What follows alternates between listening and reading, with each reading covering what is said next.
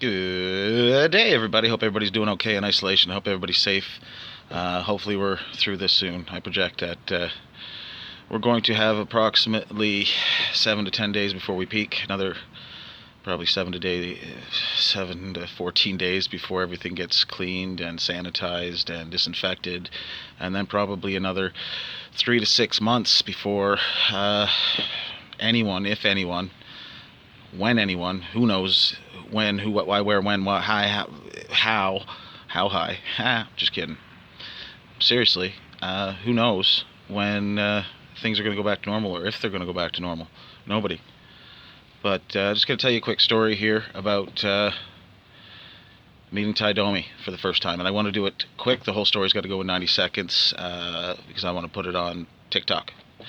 But I do want to lighten everybody's day. This one's going on Facebook as well, and YouTube, because it's going to be a little bit longer than 90 seconds. So once I start now, here's 90 seconds. I met Domi, St. John's, upper deck, the top level of the upper deck bar in St. John's, Newfoundland, the year the Montreal Canadiens played the St. John's Maple Leafs in the Montreal Canadiens played the Toronto Maple Leafs in St. John's. Excuse me. I believe it was 2001.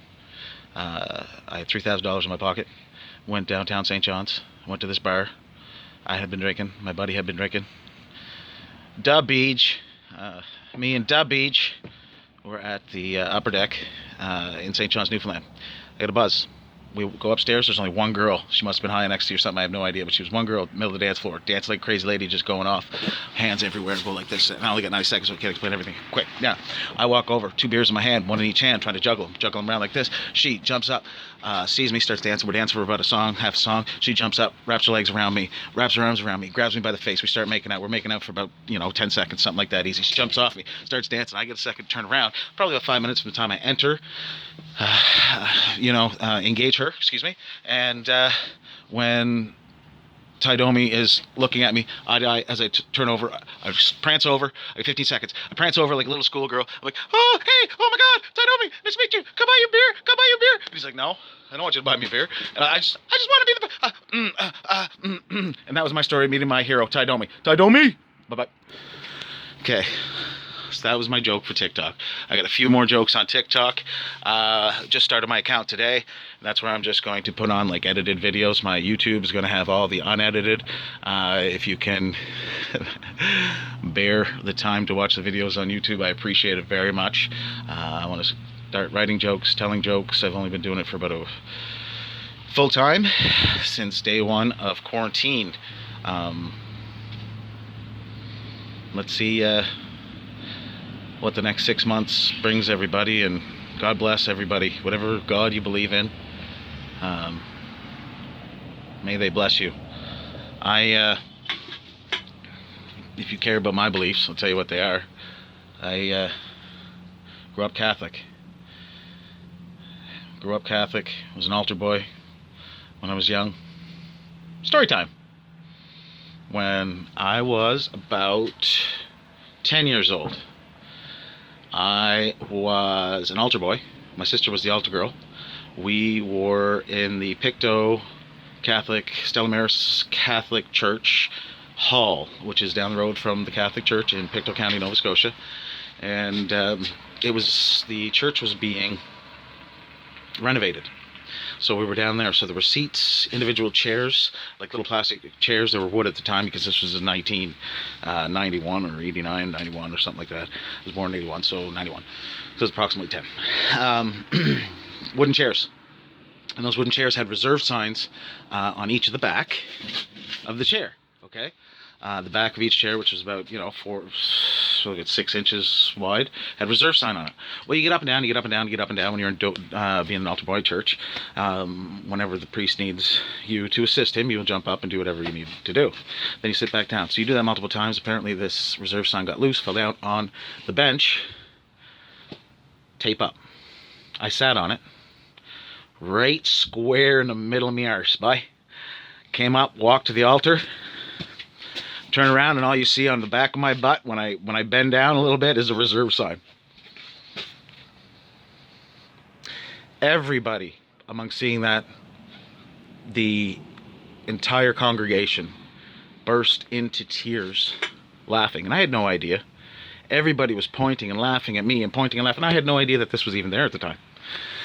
So there was a lady. I go back to my seat, walk over, and there's a lady there that is laughing within arm's reach. She's a grown woman, of this on my butt. And for some unknown reason, she laughs and points and rubs everybody next to her and points at me and says, look at this, look. All she had to do was like this to stop everybody from laughing in the middle of church at a 10-year-old boy that has a reserved asshole. But I'm bumped. And she didn't. So I walked to the altar again. The priest didn't notice it. My sister didn't notice it. Everybody else in the congregation noticed it. So then I walk back over to where my reserved butt was supposed to be, and a lady walked maybe from 5 or 6 aisles back, came up and said, "Excuse me, Mike, can you stand up for a second?" Ripped the reserved ass right off me, and then I moved on. But yeah, that was a good experience. I was an altar boy as a young man in Pictou, Nova Scotia. I don't think you have a choice at 7, 8, 9 years old. I was delivering papers. I was playing hockey, extracurricular activities. But me and my sister delivered 104 papers a day for quite a bit. It was me, my sister, and my mom. Shout out to my mom and my sister. Love them both very much. Danielle, sister Natalie, love you. Family, hope you're all safe. But yeah, Danielle was a big, whenever I had hockey and I couldn't do the papers, Danielle, my sister, who's now a teacher in Alberta, did all the papers, 104 per day. And, you know, she's been a fantastic sister my whole life. I love her very much. And I've been lucky because my parents loved, always provided, have always been there for their 3 kids. My mom's a teacher. Both my sisters are teachers. Both presenting to children every day. They're leading our youth. So I figure, why can't I make a couple 7 to 10 minute videos here of my opinions? I don't know. I'm just saying, I'm just talking out loud, you know? So I got a good probably 7.5 minutes of just off the top. Because when my comedian buddies ask me how many minutes I have, and I should take this, I'm sorry for being so casual. Feel all comfortable. I've been doing this for 30 years. I could have a smoke, you know. I'd be like the great Dave Sheppard on the SNL a couple of weeks ago. Hey, he had the cigar in his mouth there, and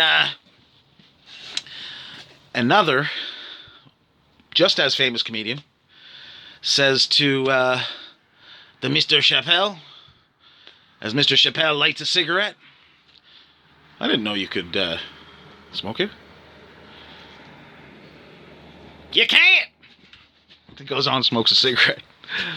That was the best scene ever on Saturday Night Live by one of the best comedians of all time. Smartest, brilliant.